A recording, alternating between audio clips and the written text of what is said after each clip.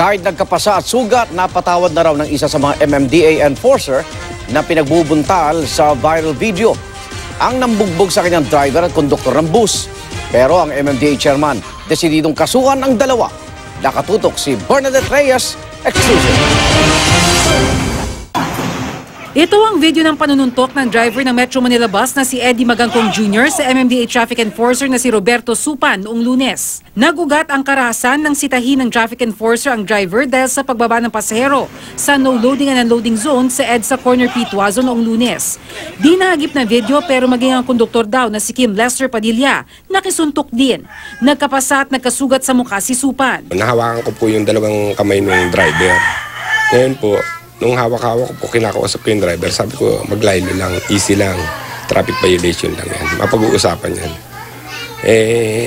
Nagulat ko at naramdaman ko na lang na marami na sapakan ng inaabot ko sa likod. Nabitawan ko po yung kamay ng driver.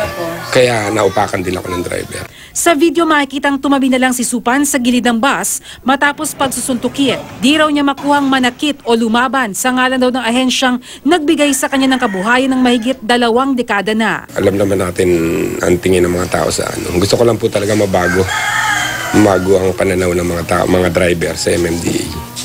Kaya kasama na po yun. Kasama na po yung pagtitimpi ko. Napatawad na raw niya ang driver at konduktor. Pero si MMDA Chairman Danny Lim, suportado ko all out yung mga tao ko. Dahil nasa tama sila eh. So kakasuhan natin itong mga nanuntok na ito na driver at conductor. Gagawa na rin daw ng paraan ng MMDA para proteksyonan ng kanilang hanay laban sa mga abusadong driver. Pinag-aaralan natin yan na kahit paano siguro mabigyan sila ng wherewithals to defend themselves, not to use this para manakit ng tao. Naglabas na rin ng show cause order ang LTFRB sa Metro Manila Bus para magpaliwanag kung bakit hindi dapat makansela ang Certificate of Public Convenience nito dahil sa inasal ng kanilang driver at konduktor. Pinadadalo rin ang driver at konduktor sa gaganaping hearing sa July 19. Bernadette Reyes, Nakatutok, 24 Oras.